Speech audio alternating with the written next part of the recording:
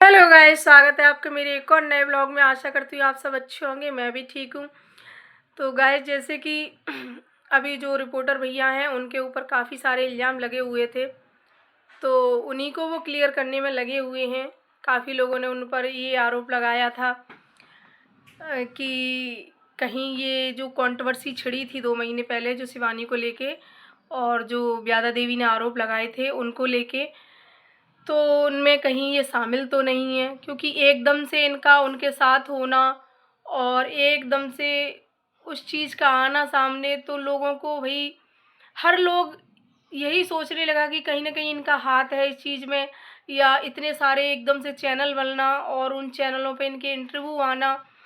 तो इस चीज़ से लोगों को यही चीज़ें लगी कि कहीं न कहीं ये सबके मास्टरमाइंड यही हैं, या सारे कर्ता धर्ता यही हैं। तो लोगों के मन में कहीं न कहीं ये चीज़ें उठने लगीं और लोगों ने उनसे सवाल जवाब करना स्टार्ट कर दिया, और कमेंट द्वारा, किसी ने वीडियो द्वारा, हमने भी पूछा था। तो उन्होंने, हालांकि मैं सफाई दे दी थी इस चीज़ में, वैसे सफाई देने की ज़रूरत नहीं थी, उन्होंने एक वीडियो में क्लियर कर दिया था। फिर दूसरी वीडियो भी उन्होंने बनाई अपनी माँ की कसम को लेके, तो वहाँ भी सारे चीज़ें क्लियर हो गई थी। उन्होंने बोल दिया था कि मेरा इस चीज़ से कोई लेना देना नहीं था। लेकिन एकदम से इतनी चीज़ें होना, तो लोगों को कहीं न कहीं एकदम से भरोसा उठ जाता है भई, हर चीज़ से उठ जाता है भई। एकदम से कोई लोग देखेंगे ये चीज़ें, तो कोई इतनी जल्दी भरोसा नहीं कर पाता है भई। तो कहीं न कहीं फिर वो अब अपनी सफाई में लोगों के इंटरव्यू फिर से ले रहे हैं। तो जैसे कि आज उन्होंने एक फिर से उन्हीं का इंटरव्यू लिया, जो अरियारी के दामाद हैं भई, उनका। तो हमें नहीं लगता कि वो व्यक्ति अब सच बोलेगा, क्योंकि इतना कुछ होने के बावजूद अब ये भैया अपने इंटरव्यू में क्यों ले रहे हैं उनको? क्योंकि उन पे खुद पे आरोप लगे हैं इसलिए। अगर उन पे खुद पे ही आरोप न लगे होते, ये तो ये व्यक्ति कभी सामने ना आता और कभी ये अपनी सच्चाई ना बताते। और सच्चाई तो वो अभी भी नहीं बता रहे हैं, कहीं न कहीं वो अभी भी छुपा रहे हैं। क्योंकि आप लोगों को देखा होगा कि किस तरह से वो जवाब दे रहे हैं, किस तरह से वो सवाल कर रहे हैं। ठीक है, तो उन्होंने जैसे सवाल किया कि आपकी राधा से कोई बात हुई थी? तो उन्होंने बोला है कि हाँ, हुई थी। तो ये कहीं न कहीं क्लियर है कि हाँ, हुई थी। ठीक है? तो हुई थी, और फिर वो एक एक शब्द में ये भी बोल रहे हैं कि अनजान व्यक्ति से मैं क्या ही बात करूँगा, और बात भी हुई थी। तो इस बात में कहीं न कहीं पॉइंट है कि बात भी हुई थी और अनजान व्यक्ति से मैं क्या ही बात करूँगा। ठीक है, तो इन्होंने बोला है कि बात हुई थी, 5-6 मिनट बात हुई थी। तो अनजान व्यक्ति से 5-6 मिनट कोई बात नहीं करता। और चलो ठीक है, हुई भी है, तो वो 5-6 मिनट क्या बात हुई है भाई? सीमा को लेके तो कोई बात नहीं हुई होगी, सीमा के बारे में तो कोई बात नहीं हुई होगी, कुछ तो हुई होगी ना। तो वो चैनल से रिलेटेड बात ही हुई थी, जो कुछ भी हुआ था शिवानी के लिए ही कुछ शब्द ऐसे बोले गए थे उस टाइम पे, जो उन्होंने रिकॉर्ड कर लिए होंगे, जैसा कि उन्होंने अपनी वीडियो में बोला था। तो इन चीज़ों को लेके फिर ठीक है, फिर उनका जब मैटर होता है, ये सब कंट्रोवर्सी छिड़ती है उसके तुरंत बाद ही, तो आप कह रहे हो कि फिर पंचायत भी हुई थी, जब आपने कुछ बोला ही नहीं, कुछ किया ही नहीं आपने, तो फिर पंचायत किस बात की भाई? क्यों पंचायत हुई थी? कुछ तो बात की होगी ना, तभी तो पंचायत हुई थी। कहीं ना कहीं तुम्हारा इस चीज़ में नाम आया था, तभी तो पंचायत हुई थी।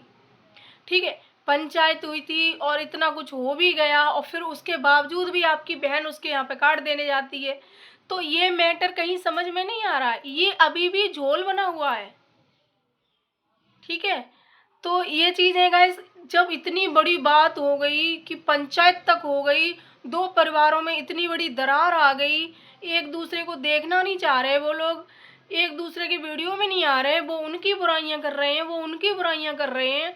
तो इतना बड़ा बवाल हो गया, उसके बावजूद आपकी बहन उसके यहाँ पे कार्ड देने जा रही है। तो ये कहीं समझ में नहीं आ रहा है।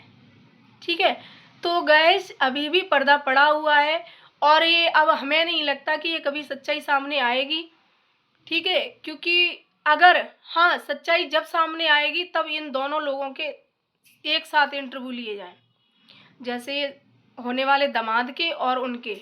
जिनके चैनल डिलीट हुए हैं, उनको दोनों को साथ में बिठा के अगर इंटरव्यू लिए जाएं तो शायद हो सकता है कुछ बातें निकल के आएँ, वरना मुझे नहीं लगता है कि अब कोई सच्चाई सामने आएगी। तो ज़्यादा कुछ अब नहीं कहना है, जो हो गया सो हो गया, क्योंकि अब जो हो गया है वो बदला नहीं जा सकता। ठीक है, जो शब्द इन्होंने शिवानी के लिए बोल दिए वो वापस नहीं आ सकते। ठीक है, अब तो वो शिवानी जाने और अक्षय भैया जाने।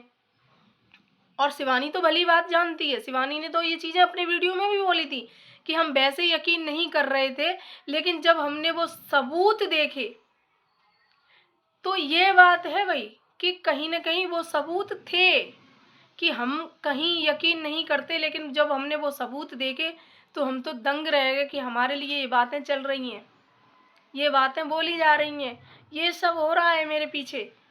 तो चीज़ तो है जो उन्होंने बोली है ना, जिनके चैनल डिलीट हुए हैं उन्होंने बोली है, उस पॉइंट में सच्चाई है कहीं ना कहीं। लेकिन ये अब जो बोल रहे हैं वो कहीं ना कहीं हमें गलत लग रहा है, झूठ लग रहा है मतलब। तो अब नहीं लग रहा कि ये लोग सच्चाई बोलेंगे, क्योंकि अपने बचाव के लिए आदमी किस हद तक जाता है सबको पता ही है। और व्यूज़ के लिए तो सब कर ही रहे हैं सब कुछ, आप लोगों को पता ही है, आप समझ सकते हो हर समय हर उसमें।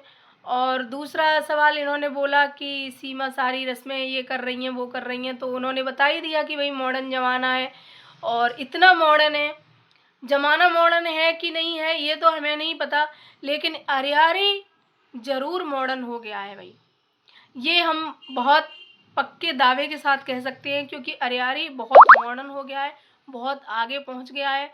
क्योंकि इतने यूट्यूबर शायद धरती में कहीं नहीं होंगे जितने अरियारी में हो गए हैं।